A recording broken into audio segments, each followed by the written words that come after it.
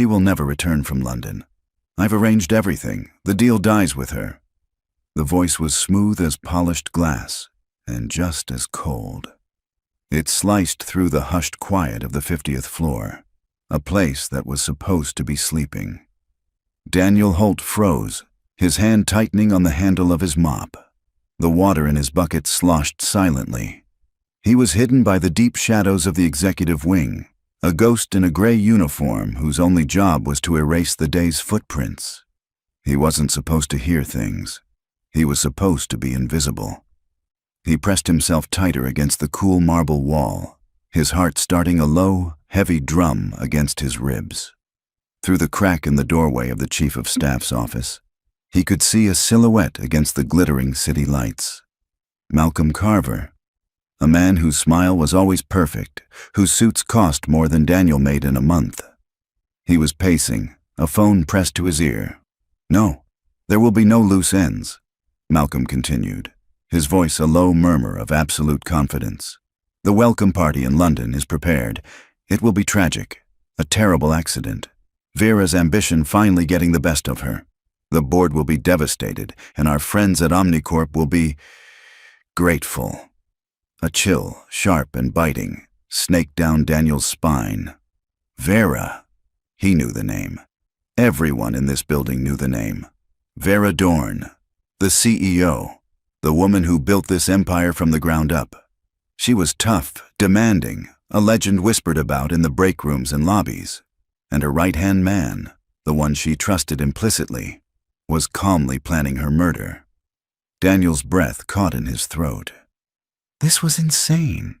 It was a movie plot, not something you overhear while cleaning a billionaire's office at 3 in the morning.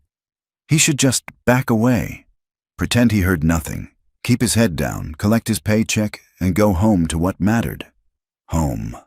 The word itself was a punch to the gut. It brought an immediate image to his mind.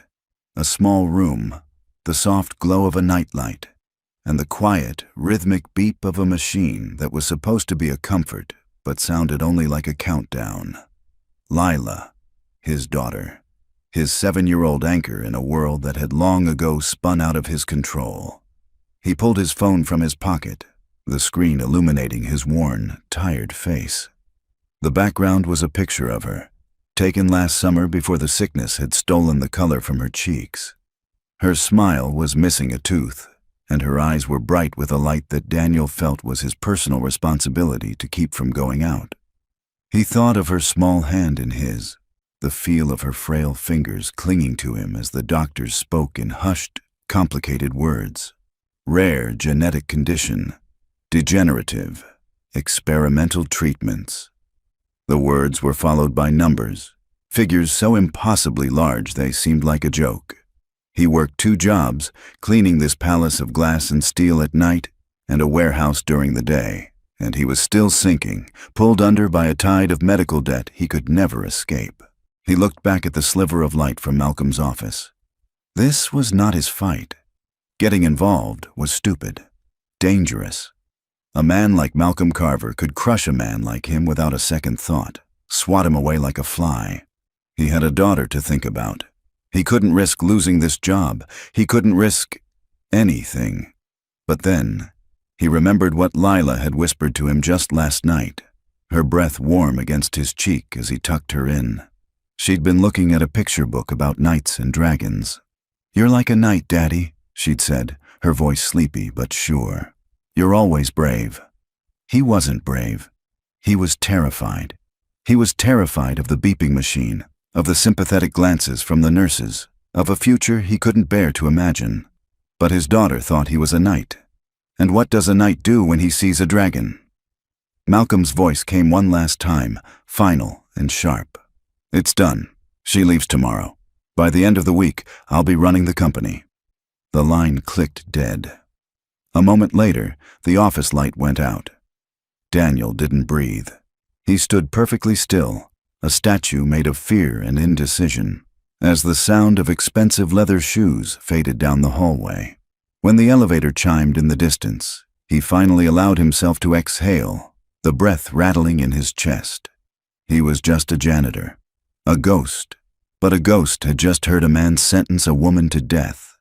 He looked down at his hands, calloused and chapped from bleach and hard work. They were the hands of a man who fixed things, who cleaned up messes.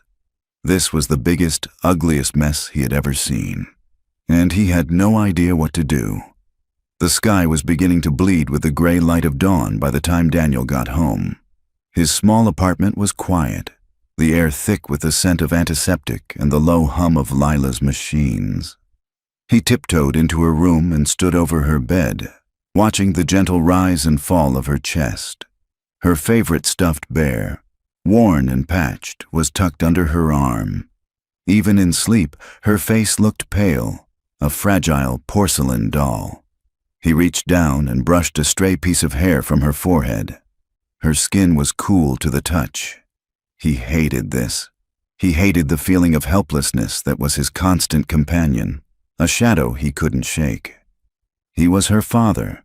He was supposed to protect her, to make the world safe for her, and he couldn't even fight the microscopic enemies invading her own body.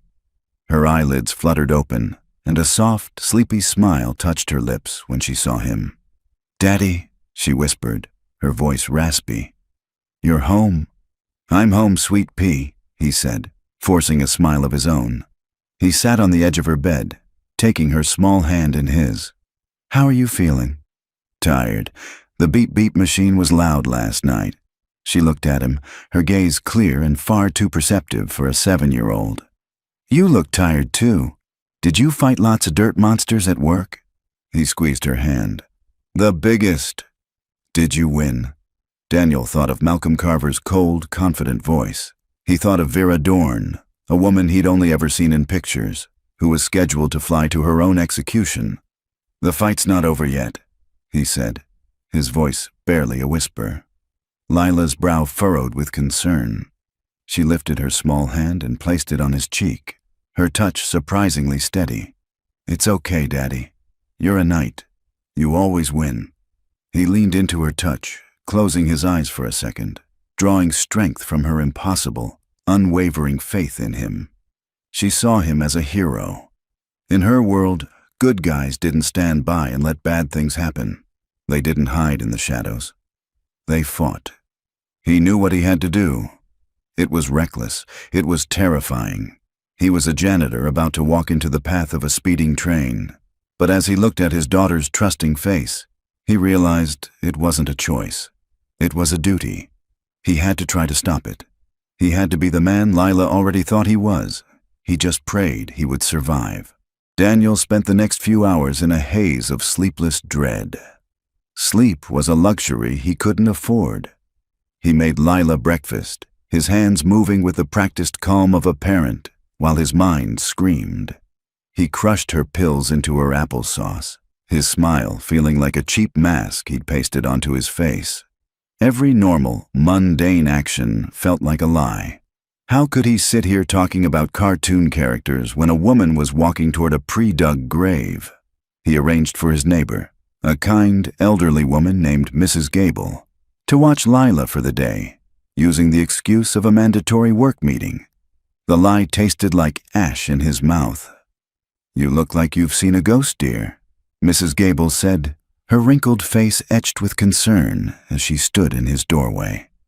"Just a long night," Daniel mumbled, kissing the top of Lila's head. He held her a second longer than usual, breathing in the faint, sweet scent of her shampoo. "Be brave, Daddy," Lila whispered, hugging him tight. "Always," he promised, his voice thick. The airport was a different world. It was a river of noise, money, and frantic energy, and Daniel felt like a stone dropped into the current. He didn't belong here. His worn work jacket and faded jeans stood out against the sharp suits and designer luggage. People flowed around him, their eyes sliding past him as if he were just another piece of airport architecture. It was a chilling reminder of his own invisibility, the very thing that had allowed him to overhear the plot in the first place. He scanned the massive departure boards, his eyes racing over the list of cities. London. There were 3 flights leaving for London before noon: British Airways, American, and Virgin Atlantic. Which one? He had no idea. Panic began to set in, cold and sharp. What was he thinking? This was a fool's errand. He was going to miss her. He was going to fail. He started toward the British Airways check-in, then stopped, his gut twisting. He was wasting time. He needed to think. Where would a CEO like Vera Dorn be? First class. He turned, his gaze sweeping over the exclusive check-in lounges. And that's when he saw her. Vera Dorn was not like her pictures. In person, she was smaller, but she commanded the space around her as if she owned the air itself. Her suit was a severe, elegant black. Her hair pulled back in a way that was both stylish and severe. She moved with a clipped, impatient energy, an assistant scurrying at her heels. And standing right beside her, smiling and holding a leather portfolio, was Malcolm Carver. The sight of him sent a jolt of adrenaline through Daniel. The casual way Malcolm leaned in to say something to her, the proprietary smile on his face. It was the calm, confident look of a predator about to close a trap. This was it. His one chance. Daniel took a breath, his heart hammering against his ribs like a trapped bird. He started forward, weaving through the throng of travelers. He pushed past a family with a mountain of luggage, ignoring their indignant shouts. He was moving faster now, his focus narrowed to the two figures about to disappear into the priority security line. He broke into a clumsy run, his work boots thudding on the polished floor. "Miss Dorn!" he shouted. Heads turned. Vera Dorn stopped, her expression of irritation deepening as she saw him barreling toward her. Her bodyguard, a large man in a dark suit, immediately stepped forward, placing a hand on his chest. "Sir, that's close enough." Daniel ignored him, his eyes locked on Vera. "Ma'am, please," he panted, his voice raw with urgency. He could feel Malcolm's eyes on him, cold and assessing. "You have to listen to me. Your life is in danger. Don't get on that plane." The words tumbled out, exactly as he'd rehearsed in his head, but they sounded wild, unhinged. Vera Dorn looked at him, not with fear, but with a look of pure, unadulterated ice. It was a look that measured him, categorized him, and dismissed him in a single, brutal second. He was nothing, a piece of grit in her perfectly functioning machine. "Get this man away from me," she commanded, her voice quiet, but carrying the unassailable weight of absolute power. It happened fast. The bodyguard's hand on his chest became a vicious shove. Daniel stumbled backward, his feet tangling, and he crashed hard onto the polished floor. The impact sent a shockwave of pain and humiliation through him. His shoulders screamed in protest. People were staring, their faces a mixture of pity and morbid curiosity. Vera Dorn didn't even look back. She adjusted the collar of her blazer, a flicker of annoyance the only sign she'd been disturbed, and then she swept through the security gate. Malcolm Carver, however, paused for a fraction of a second. He glanced down at Daniel, a faint, almost imperceptible smirk playing on his lips. It was a look of triumph. Then he, too, was gone. The bodyguard leaned over him, his voice a low threat. "Stay down, or I'll have you arrested for harassment. Understood?" Daniel just nodded, the fight draining out of him, replaced by a cold, heavy despair. He had failed. He had tried to be the knight, and he'd been struck down like a peasant. He pushed himself up slowly, his body aching, his pride shattered. He was just a janitor. Nobody listens to a janitor. He limped over to the departure board, watching as the status for the British Airways flight to London flickered from check-in to boarding. He watched the name on the screen. Dorn. He had failed. He had looked the dragon in the eye, and it had laughed at him. A wave of nausea washed over him. He thought of Vera Dorn, walking confidently onto that plane, flying across an ocean toward an accident that had been so carefully arranged. He thought of Malcolm Carver, sipping champagne in first class, a murderer hiding in plain sight. And then he thought of Lila.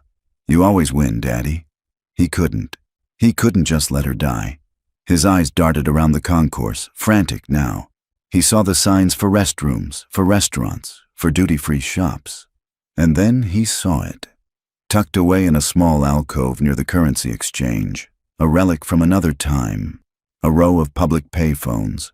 A desperate, terrible idea began to form in his mind, an idea so reckless it made his breath catch. It was a line, a bright, burning line that once crossed, he could never come back from. He would lose his job. He could go to prison. He would lose everything. But Vera Dorn would live. His feet were moving before his brain had fully caught up. He walked toward the payphone, his steps heavy, each one a choice. He saw his reflection in the dark screen of the phone, a tired, desperate man with fear in his eyes. The night was gone.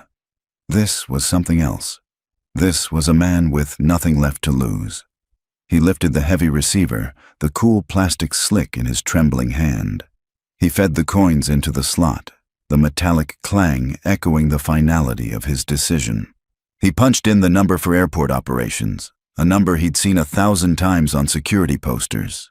The line on the other end began to ring. One ring, two. A calm, professional voice answered. Port Authority Operations. Daniel took a shaky breath, his own voice coming out as a choked whisper he barely recognized. There's a bomb on the plane to London, he said. Stop it immediately. He dropped the receiver back into its cradle as if it were on fire. The clatter of the plastic echoed in the sudden, ringing silence of his own mind. For a single, paralyzing moment, Daniel stood frozen, his knuckles white where he gripped the edge of the metal shelf. The words he'd spoken hung in the air, a poison he had just released into the world. There's a bomb on the plane.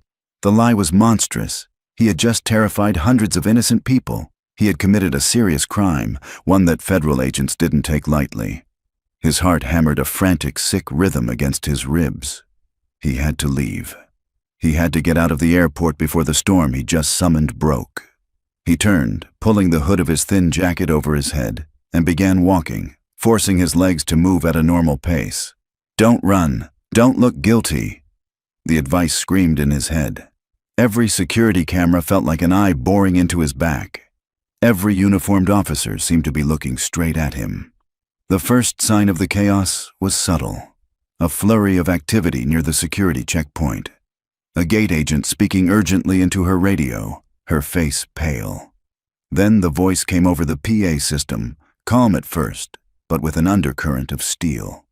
Attention in the terminal. All flight operations are temporarily suspended. Please remain in the concourse and away from the gate areas. A nervous murmur rippled through the crowd. Phones were raised. People stood on their toes, trying to see what was happening. Then the message changed, the calm cracking. Security and emergency personnel to Gate B45. A security incident has been reported. Repeat, all emergency personnel to Gate B45. That was her gate. The murmur turned into a wave of anxious chatter. The river of people Daniel had fought through earlier was now a churning mess of confusion. Uniformed state troopers began to appear, their movements swift and purposeful, cutting paths through the growing panic. Daniel kept his head down, his gaze fixed on the exit signs. He was a fish swimming against a tidal wave of fear. He bumped into a man who cursed at him. He shuffled past a crying child. The air grew thick with tension. He could feel it, the net tightening. He had to get to the train, get back to the city, back to Lila. A sharp command cut through the noise. Everyone stay where you are. Put your bags down. Daniel's blood turned to ice. He risked a glance over his shoulder. A team of heavily armed agents in tactical gear was fanning out across the concourse. They were shutting the place down. He was out of time. He ducked his head lower and pushed forward, a man with a singular, desperate purpose. Escape. He slipped through a gap in the crowd, moving along the wall, past a closed newsstand and a coffee shop where employees were staring out with wide, frightened eyes. The exit doors were just ahead, tantalizingly close. He pushed one open and stumbled out into the cool, gray air of the parking garage, the sirens starting to wail in the distance. He didn't stop. He broke into a full run, the sound of his own ragged breathing filling his ears. He'd done it. He had stopped the plane. And he had just become the most wanted man in the city. Aboard the British Airways flight, Vera Dorn tapped an impatient rhythm on the armrest of her leather seat. She'd just finished a scathing phone call with her legal team in London about the delay. Unacceptable, she had snapped into her phone. Find out who is responsible for this incompetence and have them fired. Malcolm Carver sat beside her, the picture of calm concern. Probably a mechanical issue, Vera. They're always overly cautious. Caution costs millions, she retorted, snapping her phone shut.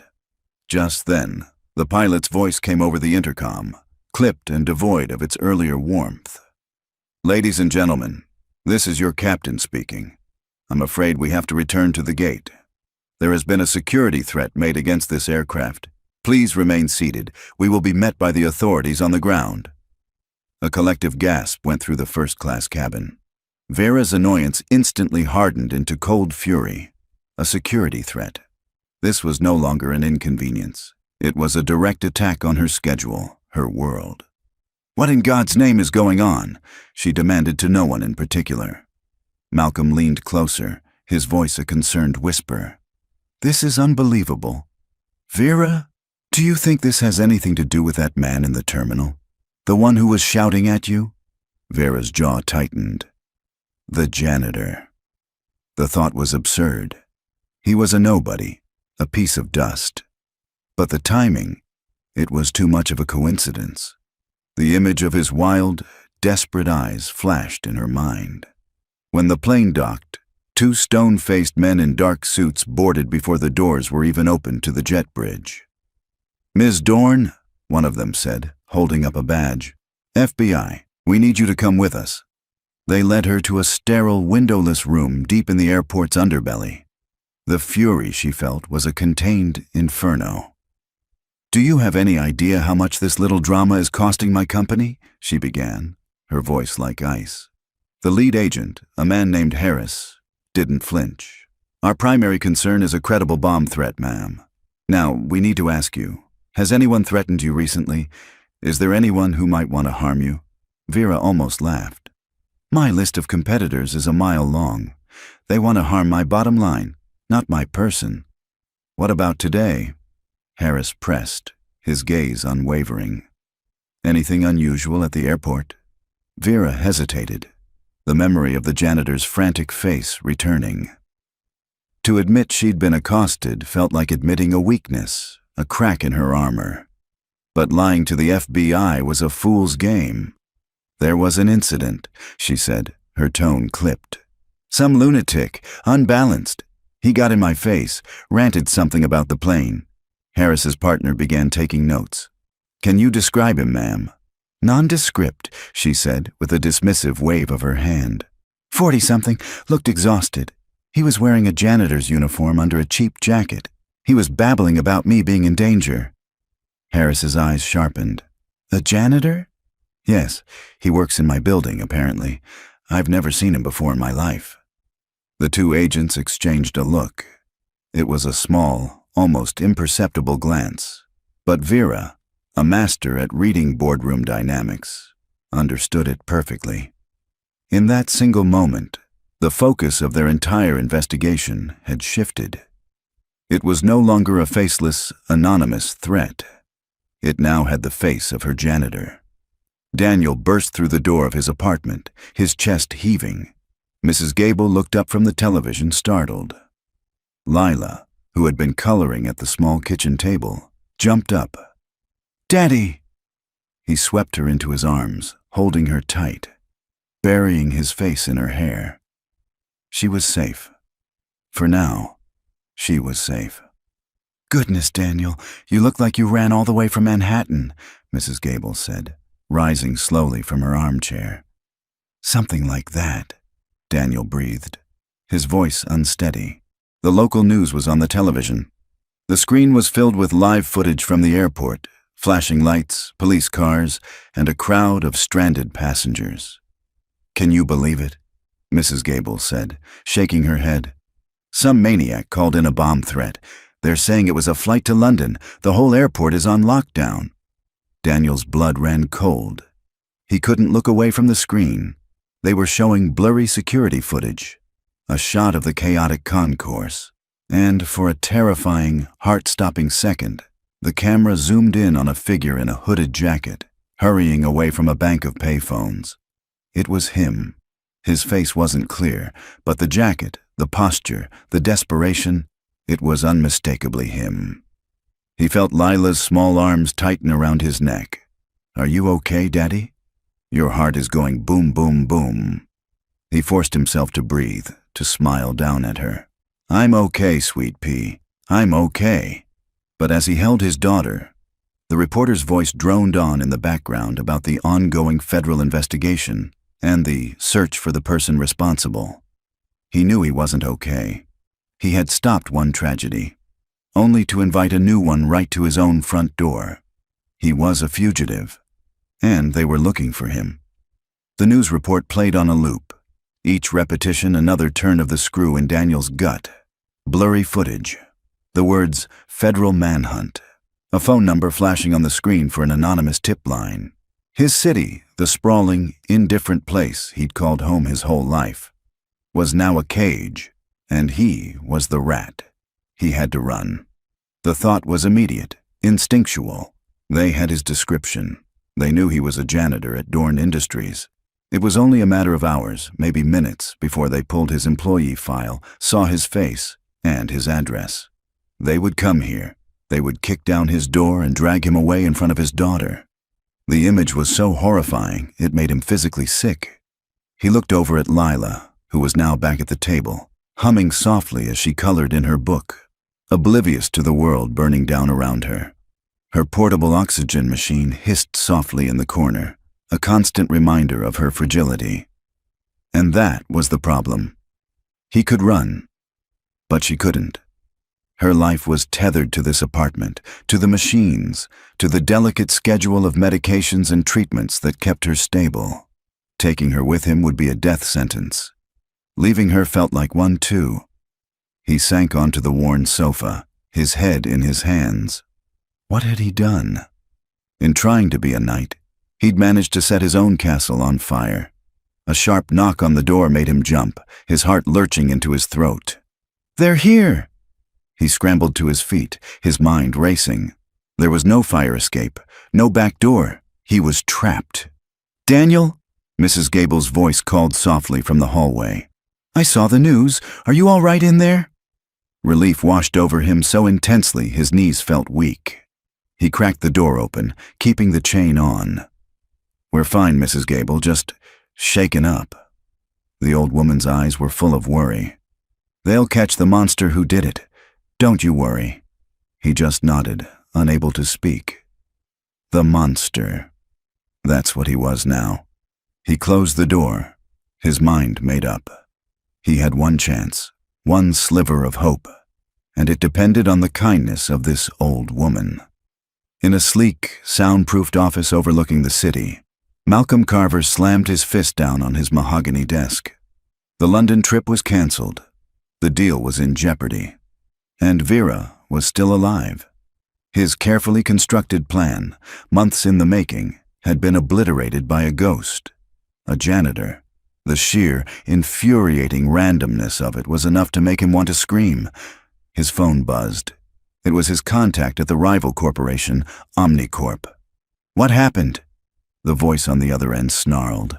"A complication," Malcolm said, his voice a low, controlled growl. "Some lunatic called in a bomb threat. The airport is a fortress." "You assured me this was clean." "It was," Malcolm snapped. "This is a variable I couldn't have predicted, but it's being handled." He hung up and immediately dialed his own head of corporate security, a man whose loyalty was bought and paid for. "I need a name," Malcolm said, dispensing with pleasantries. "This morning at the airport, a janitor from our building caused a scene with Miss Dorn. He was apprehended, then let go. The FBI is looking for him. I want his file, name, address, photo, everything. I want it 5 minutes ago." "What's this about, Mr. Carver?" "It's about a loose end," Malcolm said, his voice turning to ice. "And you're going to help me tie it." He had to get to Daniel Holt before the FBI did. The janitor had seen his face. He'd heard his name. If Holt talked, everything was over. Malcolm wouldn't just go to prison. He'd lose the fortune Omnicorp had promised him. He stared out the window at the city below. Somewhere down there, a janitor was running. He wouldn't be for long. That evening, Daniel knelt in front of Lila, his heart feeling like a lead weight in his chest. This was the hardest thing he'd ever had to do. "Hey, sweet pea," he began, his voice rough with emotion. "I have to go away for a little bit." Lila's face fell, her crayon stopping mid-stroke. "Go away?" "Where?" He had to lie. The truth was an impossible burden for her to carry. It's for a special job, out of town. It's very important, and they need me to go right away." Her lower lip began to tremble. "But you can't. Who's going to read me my stories? Who's going to be my knight?" Hey, he said, pulling her into a hug. He could feel her small body starting to shake with quiet sobs. "Mrs. Gable is going to stay with you. She'll read you all the stories you want. And I'll be back before you know it." "I promise, Pinky, promise," she whispered into his shoulder, her voice muffled. He held out his little finger, locking it with hers. "Pinky, promise." It felt like another betrayal, another sin he was piling onto his soul. He spent the next hour with Mrs. Gable, his voice low and urgent. He didn't tell her everything, but he told her enough. "I saw something I shouldn't have at work, Mrs. Gable. Some very bad people. They think I might talk to the police, and now I think they're looking for me. I have to disappear for a while, to keep Lila safe." He showed her the schedule of medications, the emergency contact numbers for the doctors, the way the oxygen machine worked. He handed her a thick envelope of cash, nearly everything he had saved. "For food, for anything she needs, please." The old woman looked from the cash to Daniel's desperate eyes, and then toward Lila's room. She didn't ask questions he couldn't answer. She simply placed her wrinkled hand over his. "You're a good father, Daniel Holt. I'll watch her as if she were my own. You just keep yourself safe." Later, after Lila had fallen into a restless sleep, Daniel stood in her doorway, memorizing the sight of her. He was a ghost again, about to slip out into the night. He was leaving behind the only thing in the entire world that mattered. He took one last look, then turned and walked out, closing the door softly behind him. A quiet click that sounded like the end of the world. Miles away, in her silent, sprawling penthouse, Vera Dorn stared at the city lights. An FBI agent had called an hour ago. "We have an ID, Ms. Dorn. The suspect's name is Daniel Holt. He's a janitor with our cleaning subcontractor. No criminal record. Single father. We're closing in on his location now." It should have been a relief. The culprit was identified, a disgruntled employee, just as she'd thought. Case closed. But one question kept nagging at her, a tiny, insistent splinter in her mind. Why did he warn me? People who plant bombs don't run through airports screaming for their targets to get off the plane. It didn't make sense.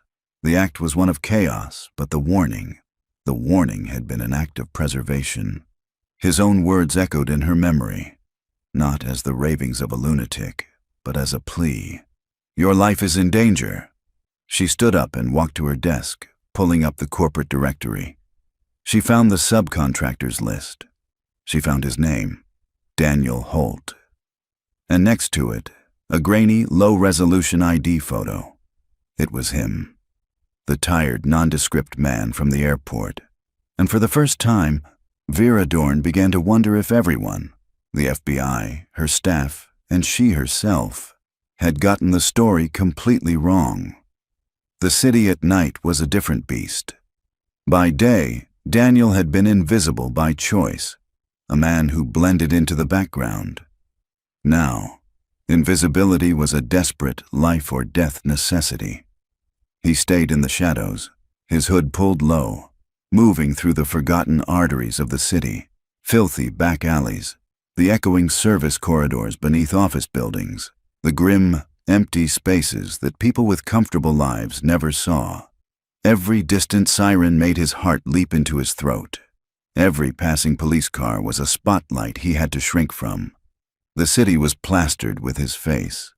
Not the clear professional photo from Vera's computer, but the grainy, distorted image from the airport security camera. The news called him the airport bomber, a phantom who had terrorized 1,000 people. They had turned him into a monster. He found a temporary refuge in the husk of an abandoned textile warehouse, a place he used to clean years ago. The air was thick with the ghosts of dust and decay. He huddled in a corner, pulling his thin jacket tighter against the damp chill that seeped up from the concrete floor. He was cold, hungry, and utterly alone. All he had was the crumpled drawing Lila had made for him, a knight fighting a dragon, which he kept in his breast pocket like a holy relic. He was a knight with no armor, no sword, and a kingdom that had shrunk to this one dusty corner. Malcolm Carver stood in front of a bank of monitors in a private security office, a place that didn't officially exist on any Dorn Industries floor plan. The face of Daniel Holt, clear and detailed from his employee file, stared back at him from a dozen screens. The FBI is treating this as a lone wolf threat, his security chief, a former military man named Pierce, reported. They're focusing on his apartment, his known associates, his daughter's hospital records. "They're fools," Malcolm snarled, pacing the room like a caged panther. "They're looking for a terrorist. I'm looking for a witness who needs to have a permanent accident. Where is he?" "He's gone to ground," Pierce said calmly. "No activity on his bank cards. His phone is off. He's running scared." "Scared isn't good enough. I want him found," Malcolm ordered. He pulled out a checkbook and wrote a number with 6 figures on it. "This is a bonus for you and your team. I don't want him arrested. I don't want him questioned. I want him gone. Use every resource, every contact you have. Find him before the feds do." Pierce took the check, his expression unreadable. "Consider it done." The hunt was on. While the FBI searched for a phantom bomber, a private, far more lethal search was spreading through the city's underworld. The message was simple. Find the janitor. There's a payday involved, dead or alive. The first sign that he was being hunted by more than just the police came on his second night of running. Huddled in an alley behind a bakery for warmth, Daniel watched as a black sedan without markings cruised slowly down the street. It stopped, and 2 men in sharp, dark suits got out. They weren't cops. They moved with a predatory stillness that Daniel recognized from 1,000 movies, but which was terrifyingly real in person. One of them held up a phone, illuminating a picture. Daniel's picture. They showed it to a homeless man sleeping in a nearby doorway. The homeless man shook his head. The men moved on, their eyes sweeping the shadows. They were methodical. Professional. Daniel held his breath, pressing himself so far back into the alcove he could feel the crumbling brick against his spine. The men were 20 feet away. One of them paused, his head tilting as if he'd heard something. His gaze swept over the alley, and for a heart-stopping second, his eyes seemed to lock right onto Daniel's hiding spot. Daniel's entire body went rigid. "He sees me." But then a city bus roared past on the street, its brakes hissing, and the man's attention was broken. He grunted something to his partner, and they got back in the car and drove off. Daniel didn't move for a full 10 minutes. When he finally let out the breath he'd been holding, it came out as a ragged, shaky gasp. This changed everything. This wasn't just about avoiding the police and clearing his name anymore. This was about survival. Vera Dorn did not like puzzles she couldn't solve. The case of Daniel Holt was a puzzle. The FBI's theory was simple. Disgruntled employee, mental instability, snapped under pressure. It was neat and tidy, and Vera's instincts screamed that it was wrong. In her penthouse office, she pulled up Daniel Holt's file again. 2 years with the cleaning subcontractor, perfect attendance, no complaints. His emergency contact was a Mrs. Gable, his neighbor. His next of kin was listed as Lila Holt, daughter, age 7, a daughter. The information humanized him in a way that made Vera uncomfortable. Crazed bombers weren't usually single fathers to 7-year-old girls. On a hunch, she accessed the building's security logs for the night before the incident. She cross-referenced Daniel's cleaning schedule for the 50th floor with the keycard access logs. As expected, Daniel's master keycard was used to access the floor at 1:05 a.m. He was there for his shift. Then she looked for everyone else. The floor was empty, except for one person. Malcolm Carver. His keycard had been used to enter his office at 1:15 a.m. and to leave the floor at 3:30 a.m. It was unusual. Malcolm was rarely in that late unless she was there with him. What was he doing alone in his office for over 2 hours in the middle of the night? It wasn't proof. It was barely even a suspicion. But it was a thread. A single, tiny thread in a story that wasn't holding together. And Vera Dorn was a woman who knew exactly how to pull on a thread until the entire tapestry unraveled. After 3 days of running, Daniel felt himself starting to fray at the edges.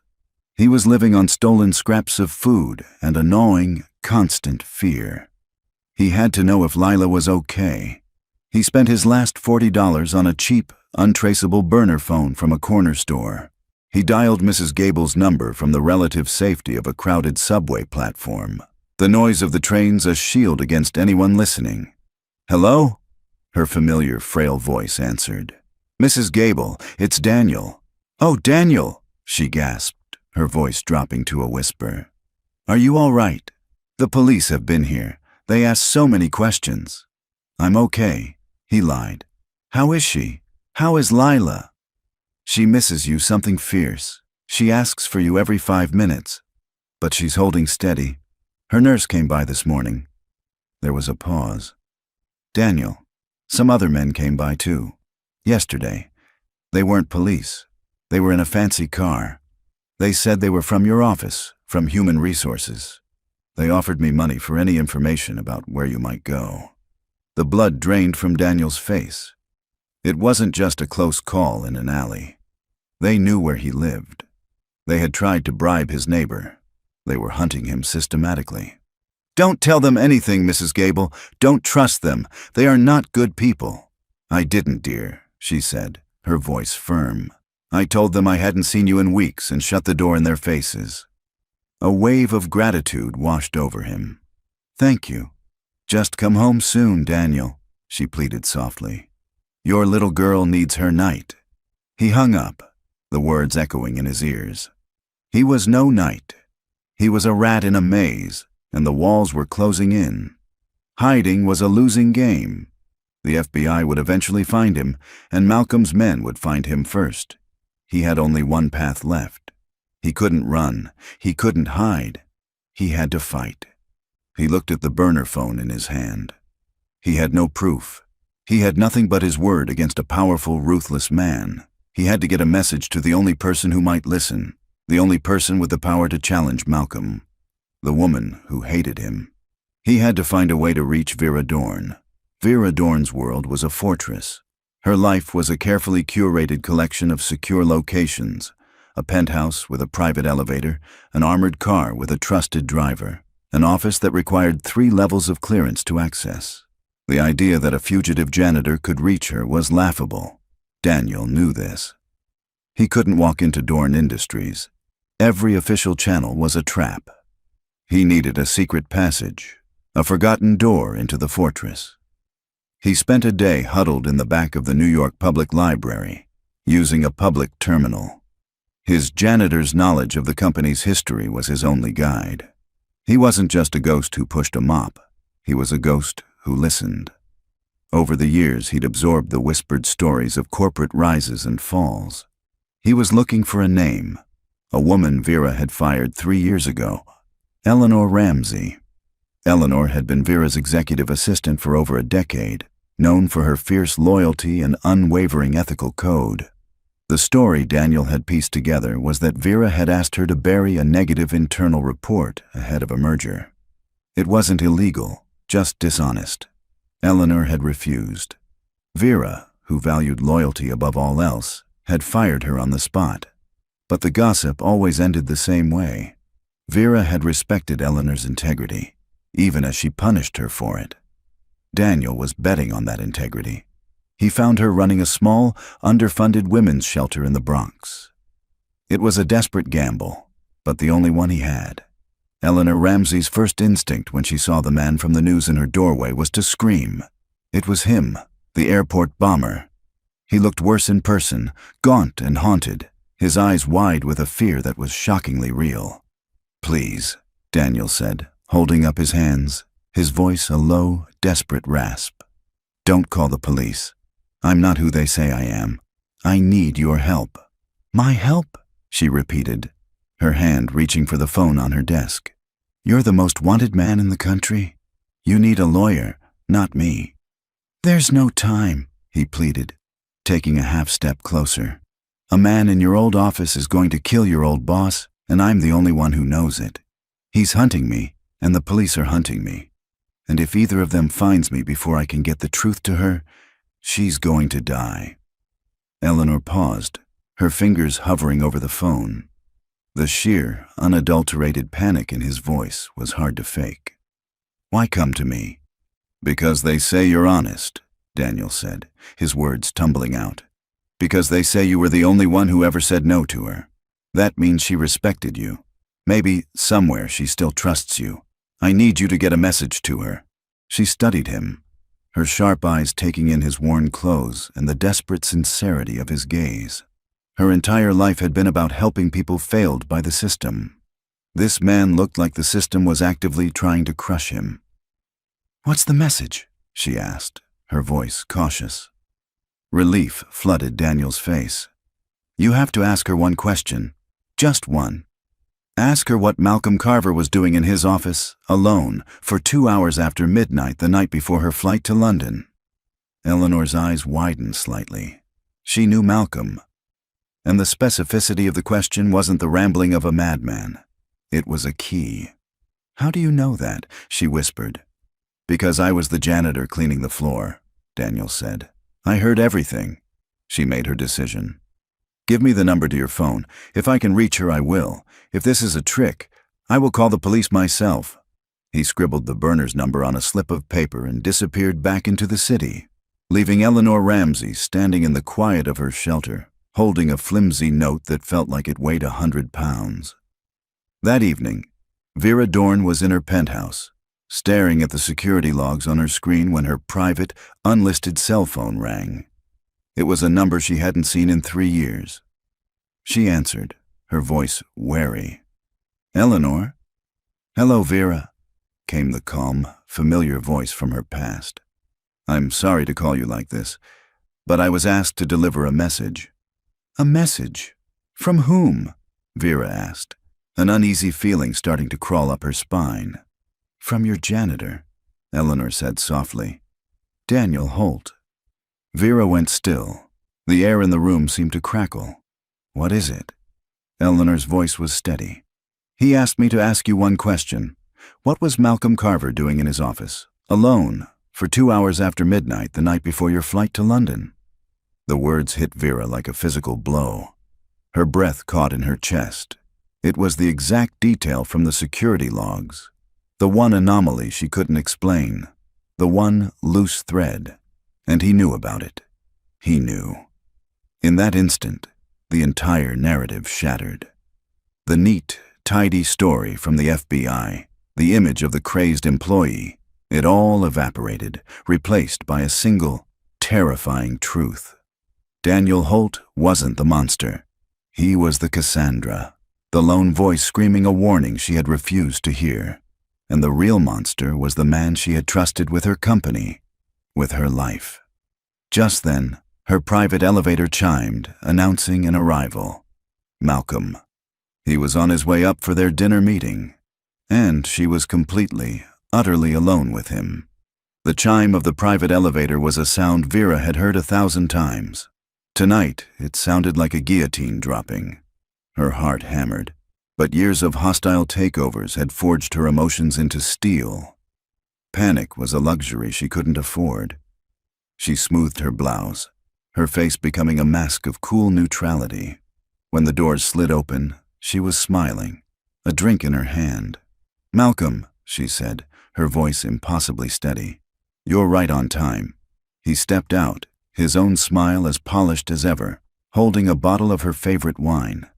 The gesture was thoughtful, calculated. "I thought we could celebrate," he said smoothly, "putting this airport nonsense behind us." "An excellent idea," Vera replied, leading him toward the living area with its panoramic view. Her penthouse, her sanctuary, suddenly felt like a glass box. She poured him a drink, her hands miraculously not shaking. "I spoke with Agent Harris at the FBI today," she began, her tone casual. "They seem utterly convinced the janitor, Holt, acted alone. A classic disgruntled employee case. It's a relief. Now we can finally reschedule the London trip." She watched him over the rim of her glass. She saw it. A subtle relaxing of the muscles around his eyes, a small exhalation of relief. He thought he was safe. "That's excellent news," he said. "It's a tragedy what a disturbed individual can do. Once Holt is dealt with, we'll have no more distractions. Dealt with, not arrested." The words were a confession. While Malcolm admired the view, his back to her, Vera moved toward the marble bar. Her personal phone was there. With movements she prayed looked natural. She picked it up. Her thumb slid across the screen, finding the one contact she knew she could trust. Her personal head of security, Corbin. Her thumb typed a single word, a silent alarm. Nightingale. She hit send and placed the phone back down. Help was coming, but the lobby was 50 floors down. An eternity. "You're quiet tonight, Vera," Malcolm said, turning back to her. "Still shaken from the ordeal?" "Just thinking," she replied. She had to push him, to confirm it beyond all doubt. "It is a funny thing, though." "What's that?" "The security logs," she said, her gaze unwavering. "I was reviewing them after the incident, tightening up protocols. I saw you were here quite late the other night, burning the midnight oil to get the London deal ready, I assume." The question hung in the air between them. Malcolm's smile didn't falter, but it became something fixed and unnatural. The warmth in his eyes vanished, replaced by a flat, cold emptiness. He knew. "Always diligent," he said slowly. "You know me, Vera, always taking care of the details." "Some details are harder to take care of than others," she pressed, her heart pounding. He set his glass down on the table, the clink unnervingly loud in the tense silence. He took a step toward her. The mask was gone. The man in front of her was a stranger. "You should have left it alone, Vera," he said, his voice losing its easy charm. "You and that janitor. You should have just gotten on the plane." Vera stepped back, her feigned composure finally starting to crumble. "Why, Malcolm? Why destroy everything we've built?" He laughed, a short, ugly sound. "We built? Don't be naive. I built this. I managed the teams. I cleaned up your messes. You just took the credit. Omnicorp sees my value. They were prepared to pay for it." He advanced on her, cornering her between the bar and the vast expanse of the window. "The plan was simple. A tragic car crash in London. The board appoints me acting CEO. Everyone wins, especially me." His eyes glittered with a fanaticism she had never seen before. It would have worked perfectly, if not for the ghost, the man no one was supposed to see. He was close now, his voice a menacing whisper. "It doesn't matter. It's a loose end I have to clean up myself." He lunged for her. Vera reacted with the brutal efficiency she applied to a corporate raid. As Malcolm lunged, she didn't scream. She moved. She flung the contents of her scotch glass into his eyes. He roared in pain, giving her the split second she needed. She shoved the heavy bar cart into his path with all her strength. It crashed into his shins, and he stumbled, giving her another precious foot of space. "You can't get away, Vera," he snarled, wiping his face, his expression a mask of fury. She scrambled away toward the fireplace, her hand closing around the base of a heavy bronze statue. She hefted it, her arms straining. "Stay back, Malcolm."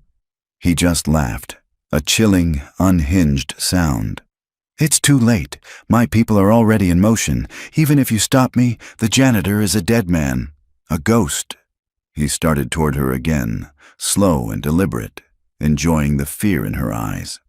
The silence in the abandoned warehouse was a living thing, pressing in on Daniel. He stared at the burner phone, willing it to ring. Nothing. Minutes stretched into an hour. Hope curdled into despair. His message hadn't been enough. Vera was probably dead. He was next. He was a fool who thought he could play in a world of kings and assassins. He slid down the grimy wall, the fight finally draining out of him. Just as Malcolm took his final, lunging step toward Vera, a sound ripped through the penthouse, a high-pitched metallic shriek. The reinforced steel doors of the private elevator bowed inward, then burst open. Corbin, Vera's head of security, stood there, flanked by two other men in dark tactical gear. They moved with silent, fluid efficiency. Malcolm's face contorted in disbelief. He had timed this perfectly. The building's security was his. How? Corbin's eyes met Vera's for a fraction of a second.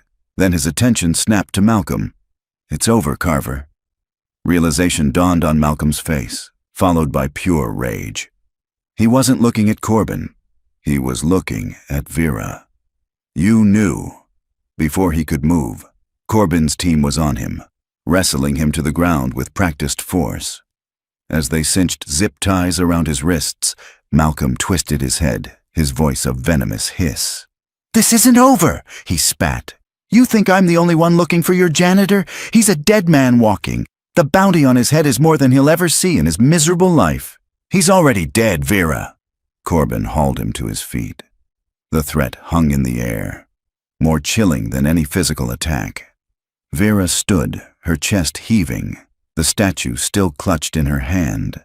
But her voice, when she spoke to Corbin, was clear and cold as ice.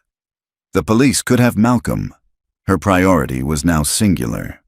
"Find Daniel Holt," she commanded. "He's not a fugitive. He's a witness, and he is the primary target. Use every resource we have. I want a protective detail on his daughter an hour ago. And I want him found. Find him before they do." "Understood," Corbin said, already speaking into his radio. Daniel was about to throw the burner phone against the wall when it vibrated, the sudden noise making him flinch. An unknown number. He answered. "Hello? Mr. Holt, my name is Corbin. I'm head of security for Vera Dorn." Daniel's heart stopped. She's safe," the voice said, and Daniel almost collapsed with relief. "Malcolm Carver is in custody. You saved her life." Tears pricked at Daniel's eyes. "Thank God." "Mr. Holt, this isn't over," Corbin's voice cut in, sharp and urgent. "Carver's network is still active, and you are their #1 priority. You are no longer a fugitive. You are our primary witness, but you are in extreme danger. I need to know where you are. We are coming to get you." It could be a trap. It was an insane risk.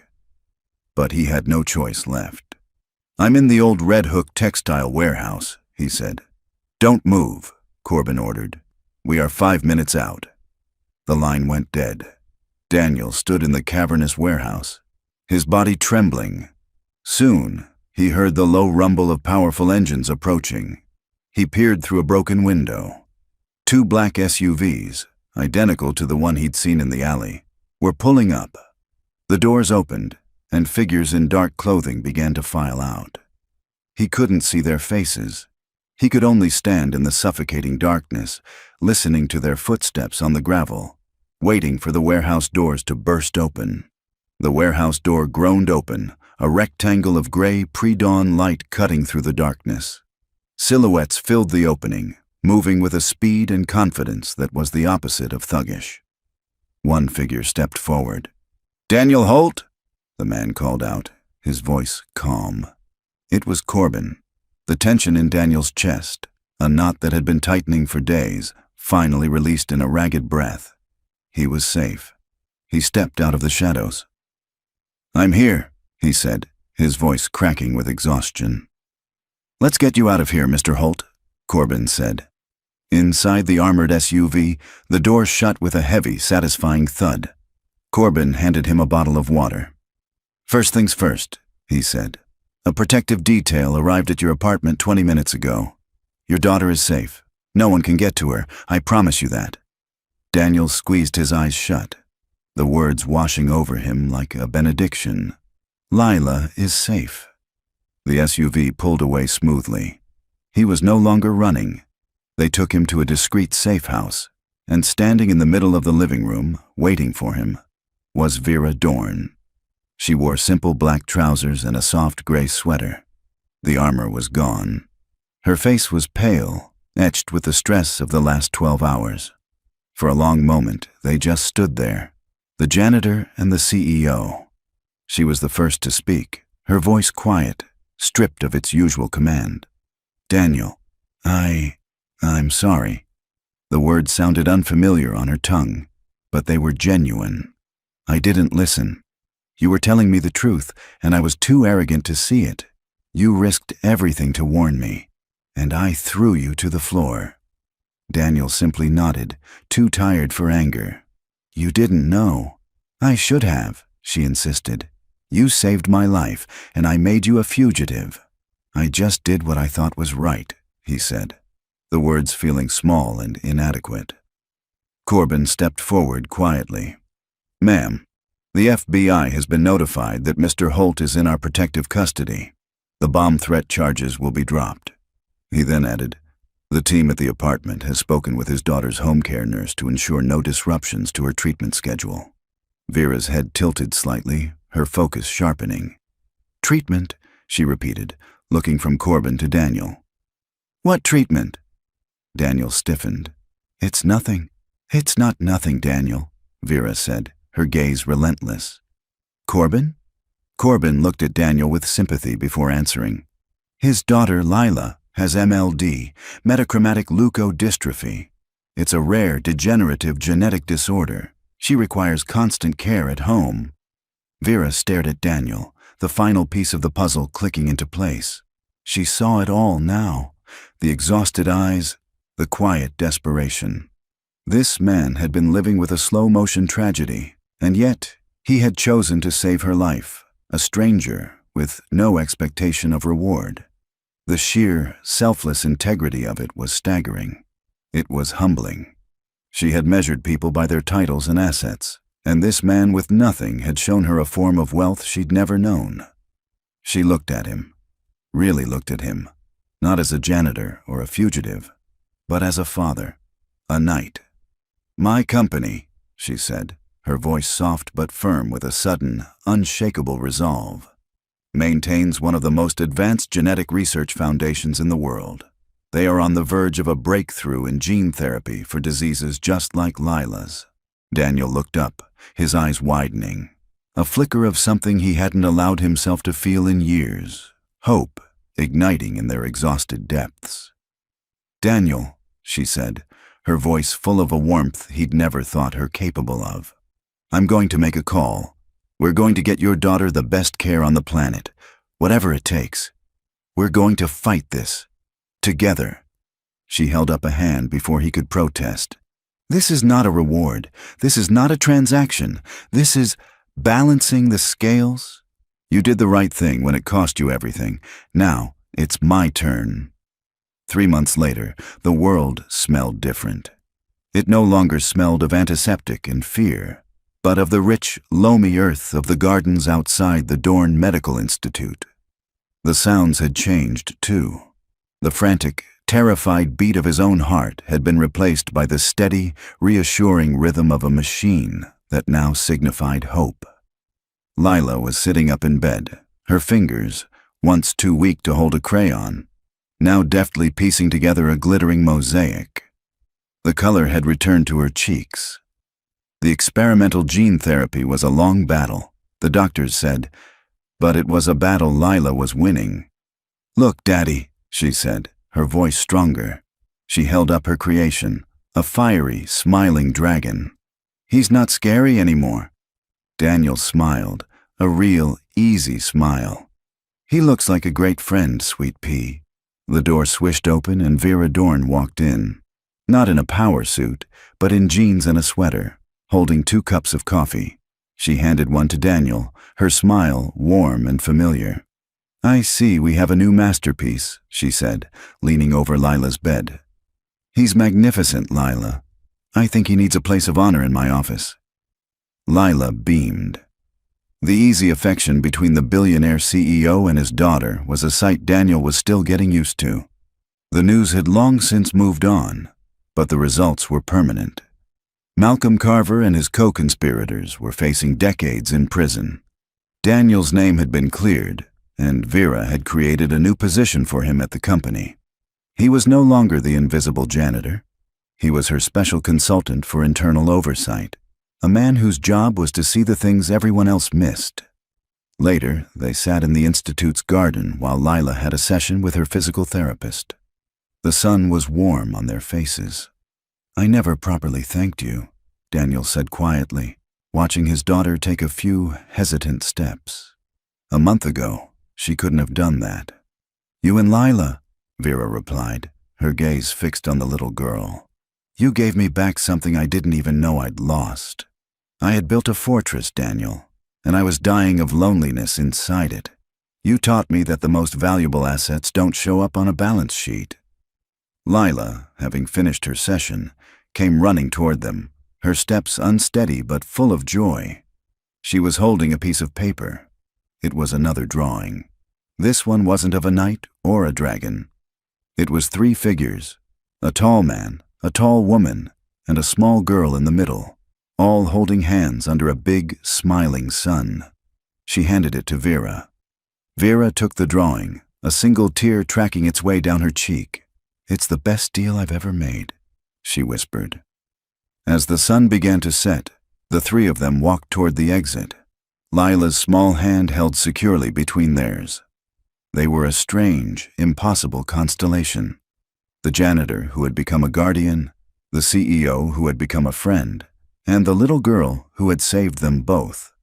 They were a family forged in fire, built on a foundation of courage and a second chance they had given to each other.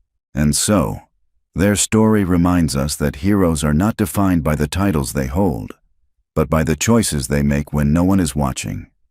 It teaches us that integrity is a quiet, powerful force, and that the most profound strength can be found in the most unexpected of places. Now, I'd love to hear from you. Where in the world are you listening from tonight? And what does being a hero mean to you? Share your thoughts in the comments below. I read every single one. If this story touched your heart, please consider subscribing to the channel and joining us for more tales of hope and courage. And finally, thank you. Truly, thank you for your time and for believing in the power of a good story. Until next time, may you find the courage to be the knight in your own tale.